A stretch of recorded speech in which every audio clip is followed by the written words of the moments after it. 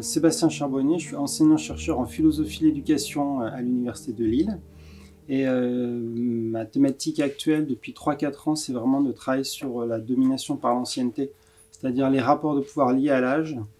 Mais avant de faire ça, j'avais l'impression, pas qu'une impression, qu'il n'y avait pas de concept de pouvoir qui était adéquat pour penser ces rapports-là qui sont encore relativement consensuels et acceptés. Et donc, Pouvoir et puissance, le livre que je sors chez Vrin dans la collection Philosophie pratique, est une tentative de reconceptualiser un bon concept de pouvoir qui permette de penser la domination entre les adultes et les enfants, notamment. Et dans ce livre-là, Pouvoir et puissance, j'essaie de rester à un niveau de généralité vraiment conceptuel et de faire une distinction nette, et à mon avis très utile, entre le pouvoir et la puissance.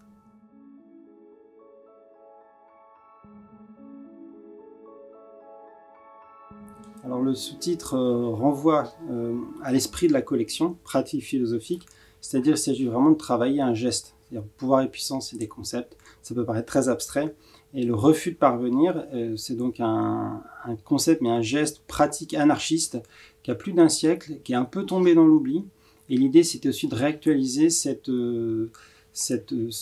tactique politique et critique qui vise l'émancipation, en justement se méfiant grandement du pouvoir. Donc à la base, chez les instituteurs anarcho-syndicalistes, c'était la question de savoir est-ce qu'on est plus utile là où on est, c'est-à-dire en enseignant au maximum de jeunes élèves en primaire, ou est-ce qu'il faut qu'on aille former les bourgeois au lycée, parce qu'à l'époque au lycée c'est 3% d'une classe d'âge, donc c'est vraiment l'élite, parce que c'est eux qui prennent les décisions.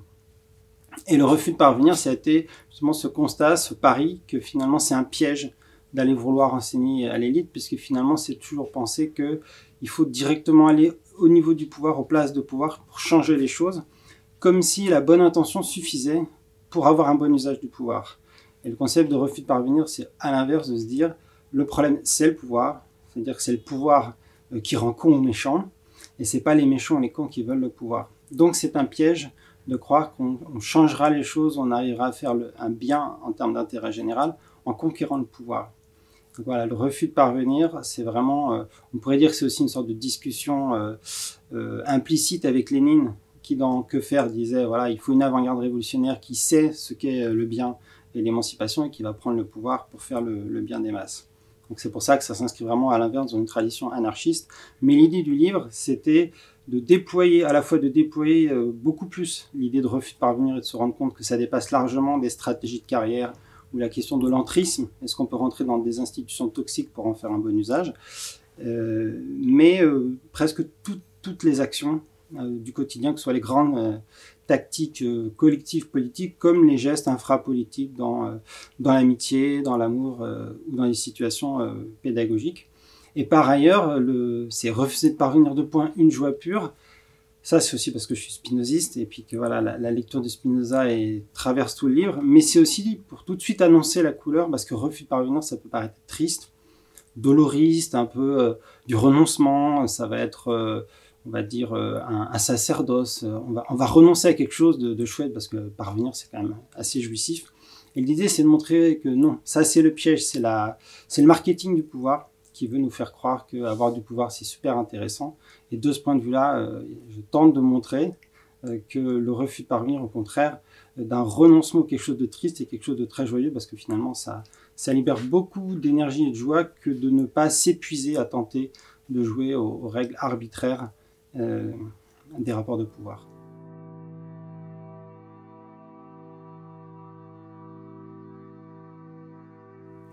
Alors ça, c'est par souci de conséquence, parce que là aussi, il s'agit vraiment de penser une pratique philosophique.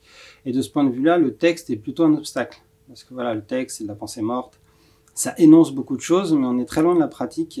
Et donc, aussi, dans ma propre démarche, je suis aussi poussé par la directrice de collection, Gaëlle Jeanmar.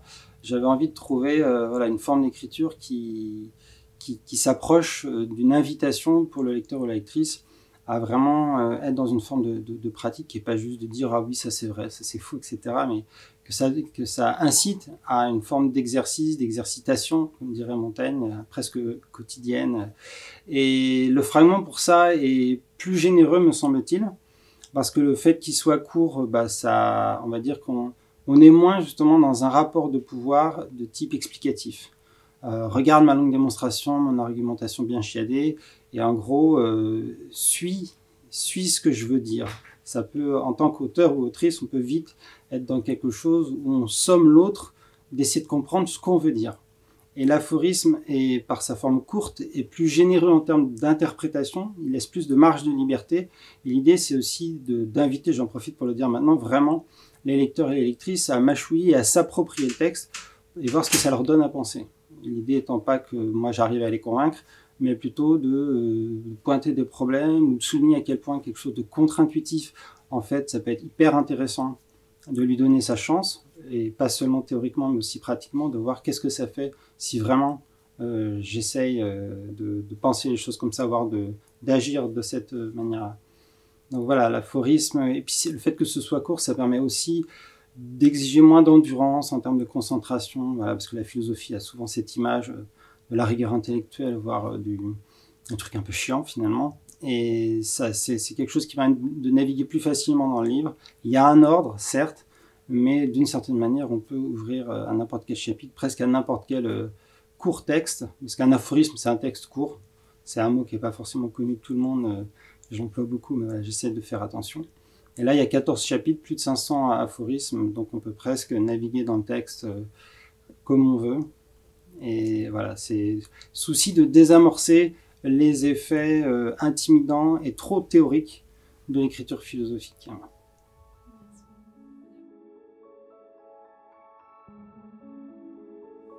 Ce qui me paraissait important, c'est de montrer le lien entre le fait de subir un rapport de pouvoir et le fait de l'exercer.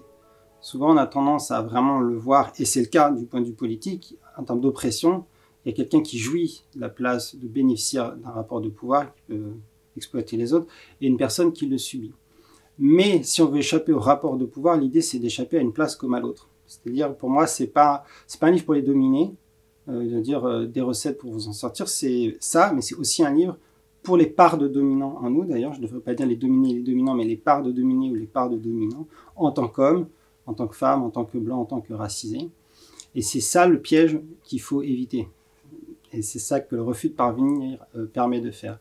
Et donc, la question, c'est comment est-ce que j'arrive concrètement à résister à un pouvoir? Parce que l'injonction, ça marche jamais. D'un point de vue pédagogique et d'un point de vue de la pratique, c'est pas en disant à quelqu'un il faut que tu apprennes à dire non, que la personne va réussir à être au plus près de son consentement. Par exemple, savoir dire non et être juste par rapport à son propre consentement, ça suppose des conditions matérielles. Donc c'est pas quelque chose d'idéaliste. On ne peut pas dire non hors sol quand on a une éducation qui fait qu'on n'a jamais pu oser dire non.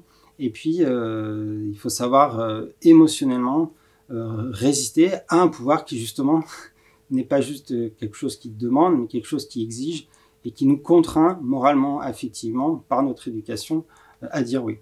Donc ça s'apprend. Et ça passe par une très forte sensibilité aux effets de nos actions. C'est-à-dire, les techniques des rapports de pouvoir, c'est de nous dire « t'inquiète pas, te soucie pas vraiment de ce que tu fais, nous on est garant des effets ». C'est-à-dire que si tu fais tout ce que je te dis, tu auras des belles images, tu auras des belles notes, etc. Alors même que l'action, objectivement, n'est pas censée produire des bonbons ou des bonnes notes. Le fait de faire 2 plus 2 égale 4, ça n'a jamais produit un carambar. Mais voilà, le pouvoir, il va réussir à obtenir de la docilité en décorrélant complètement la réalité de nos actions des effets qu'elles produisent. Et c'est comme ça qu'on obtient l'obéissance. Donc, pour réussir à refuser le pouvoir, il faut finalement être concentré sur vraiment ce qui compte, c'est qu'est-ce que mon action produit objectivement dans le réel, et pas ce que quelqu'un qui a du pouvoir va me promettre en termes d'effets. Parce que ça, finalement, ça crée la dépendance. Le jour où je suis bon en maths et que je découvre que ça produit pas des bonbons, si mon grand projet dans la vie c'était de manger plein de bonbons, c'était pas forcément une bonne idée de devenir bon en maths pour ça. Les bonbons devenant après l'argent, le salaire, etc. Je prends un exemple ridicule, ou en tout cas lié au bas âge, mais après quand on est adulte, une fois qu'on a été conditionné comme ça, on fonctionne toujours de la même manière. Et après, symétriquement, le fait de refuser le pouvoir, ça c'est peut-être plus compliqué parce qu'il bénéficie d'un tel, on va dire, d'un tel consensus sur son caractère désirable qu'on a l'impression, c'est là où on a l'impression que le refus de parvenir, c'est sacrificiel. Ce que j'essaie de montrer dans le livre, c'est que au contraire, là c'est un piège, notamment parce que la première condition pour accéder au pouvoir, ça va d'abord être de s'y soumettre. Par exemple, pour bénéficier, entre guillemets, des privilèges du patriarcat, il faut se soumettre à une socialisation genrée masculine. Donc voilà, il faut suivre les codes de la virilité, il faut réprimer ses émotions. Donc ça a toujours un coût très fort de pouvoir atteindre une place de pouvoir. Et donc là aussi, c'est d'être attentif à ce que coûte réellement le pouvoir, et donc finalement de déconstruire la fascination pour le pouvoir. Faire un portrait sans phare des rapports de pouvoir, c'est finalement les montrer pour ce qu'ils sont, à savoir une vie de misère affective, de l'isolement, une inquiétude permanente, parce que comme les rapports de pouvoir sont imaginaires et hallucinés, il faut en permanence reconvaincre les autres qu'on est bien à sa place et qu'on est légitime d'être à sa place. Tout ça est faux et arbitraire.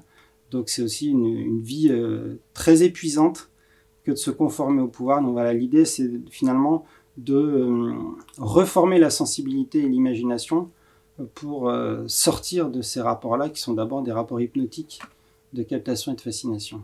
Alors, je parle beaucoup des rapports de pouvoir, mais effectivement la puissance d'agir, c'est justement le fait d'être connecté à la nécessité. Donc ça, on peut pas critiquer les rapports de pouvoir sans montrer que le mythe du libre arbitre, qui pour moi est un mythe, ça c'est mon côté spinozien, est fondamental pour faire tenir le faux récit des rapports de pouvoir, puisque c'est ce qui va permettre la méritocratie, en disant si tu veux atteindre ces places-là, ça ne tient qu'à toi de travailler, etc. Donc ça va devenir des injonctions à l'effort et à la volonté individuelle. Et après, c'est ce qui va permettre de se raconter l'idée qu'on est légitime d'être là où on est, d'exploiter les autres, parce que c'est problématique comme situation. Donc il y a beaucoup de mythes qui vont associer la liberté et le pouvoir au fait d'être à une place qui ne doit rien au réel. Donc dans un déni de la nécessité des déterminismes. Alors que finalement, la puissance d'agir, c'est au contraire s'inscrire dans la matérialité, dans la subsistance. Ce livre doit beaucoup aussi aux travaux des écoféministes de la subsistance, face à un récit occidental assez majoritaire, où on a l'impression qu'être délivré du fait de se faire à manger, de construire sa propre maison, etc., c'est vraiment un avantage inouï, parce qu'il y a des choses beaucoup plus intéressantes à faire dans la vie. Et voilà, la puissance d'agir, au contraire, repart toujours. Elle est très lente, elle est très réelle, elle fait beaucoup de bien, mais par contre, elle n'a pas du tout peur de s'inscrire dans la matérialité. Et il y a aussi donc toute une déconstruction à faire des activités jugées bonnes ou dignes d'une vie humaine. Et ça, c'est lourd à déconstruire, parce que depuis les Grecs, les activités qui sont toujours mises en avant, ça va être des activités qui sont justement réservées à une certaine élite et qui ne sont pas non plus, en fait, concrètement, censées occuper toute une existence. Débattre pour prendre des décisions politiques, c'est intéressant, mais faire croire qu'une vie humaine vraiment intéressante, c'est passer son temps à prendre des décisions, ça, c'est vraiment un point de vue dominant. C'est passionnant aussi de faire la sieste et de faire à manger, de se construire une maison.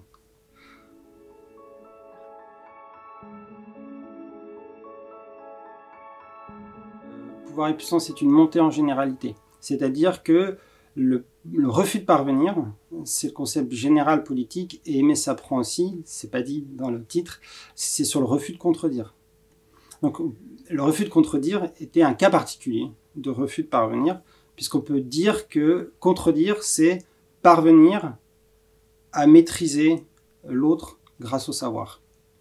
Parvenir à le faire avouer qu'il a tort. Parvenir à le persuader que c'est mieux d'aimer ceci plutôt que cela. C'est-à-dire que la diction de l'autre, on vient la contredire, c'est-à-dire qu'on n'interdit pas, on cherche à lui faire dire autre chose. Donc on vient contrer, c'est ce que Foucault appellerait un pouvoir positif. Pas un pouvoir d'interdiction, c'est plutôt un pouvoir de rendre enviable ou réussir à faire désirer ce qui, du point de vue du pouvoir, est beaucoup plus intéressant. Donc c'est, on va dire, manipulatoire. Pourquoi j'avais besoin d'en passer par le refus de contredire dans un premier temps? Ça, je pense que c'est parce que je suis formé par la philosophie, et travaillant en philosophie de l'éducation, j'ai d'abord comme scène empirique la transmission des connaissances à l'école. Et la contradiction est justement l'outil par excellence du pouvoir qui se fait passer pour bienveillant. Je te corrige dans ton bien. Je t'explique pourquoi est-ce que tu as tort d'avoir ces goûts-là et tu ferais mieux d'aimer ça. Et donc, il y avait déjà beaucoup à faire avec la contradiction qui a bonne presse d'un point de vue, on va dire, du débat philosophique, et puis qui paraît nécessaire dans l'apprentissage ou dans la formation des autres. Et donc Aimer s'apprend aussi, qui était un titre faussement développement personnel, avec laquelle la directrice de collection n'était pas d'accord, mais j'ai eu le dernier mot. C'est une citation de Nietzsche qui, dans son contexte, est expliquée à la fin du livre et voilà, est assez radicale dans sa formulation.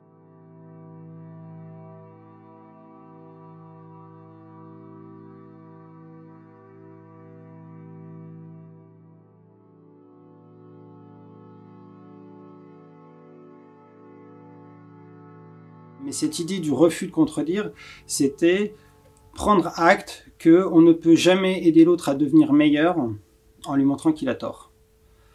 Et il y avait déjà beaucoup de choses à dire là-dessus, parce que ça me paraissait être une pratique relationnelle radicale, et qui peut se passer pour de la lâcheté. On n'ose pas dire à l'autre qui se trompe, parce qu'en fait, du béni oui. Est-ce que ça veut dire que l'éducation doit être positive, du type mais oui, c'est super ce que tu fais, alors qu'en fait, c'est pas le cas, donc ça devient mensonger. Bisounours, tout le monde il est beau, tout le monde il est gentil. Mais voilà, il y avait beaucoup de travail pour montrer que refuser de contredire, c'était c'était même une condition, c'était pas une voie possible, c'était la condition pour aller vers le vrai. Donc c'était très exigeant. Et montrer que ça passait aussi par une stratégie, une tactique plutôt affective. C'est-à-dire, il ne faut pas sous-estimer ce que l'humiliation, la violence, etc., la contradiction produit et donc empêche en termes de pensée. Et une fois que ça s'était fait, voilà, donc ça, on pourrait dire qu'on n'était plus sur des questions d'éthique, peut-être un peu plus à un niveau inter-individuel, à une petite échelle. Le refus de parvenir, c'était assumer les conséquences politiques, plus au niveau du collectif, de ce souci toujours de ne pas prendre le pouvoir pour une solution. Parce que finalement, la contradiction, c'est le pouvoir savoir. Moi, j'ai les solutions, donc je vais te faire gagner du temps. Là, tu t'égares, moi, je sais. Et plutôt que d'accepter que l'autre en passe par ses propres processus, ses erreurs, ses tâtonnements, enfin, c'est des choses assez connues en pédagogie. Et finalement, la parvenue, c'est la même chose dans tous les domaines politiques, toujours croire, être attiré par cette rapidité de la solution ou du programme ou de la théorisation et demander après aux autres juste de nous suivre. Et ça n'a jamais, finalement, ça n'a jamais mis les gens en mouvement. Que ce soit dans la pensée, la contradiction ne met pas la pensée en mouvement et la parvenue ne met pas finalement ni les corps, ni les milieux, ni les institutions en mouvement, mais au contraire contribue à tout scléroser, puisqu'après il faut absolument que les choses se conservent comme elles sont, puisque tout est faux et artificiel, les parvenus ne peuvent plus vivre que si tout cela se maintient. Donc la parvenue rend conservateur par essence.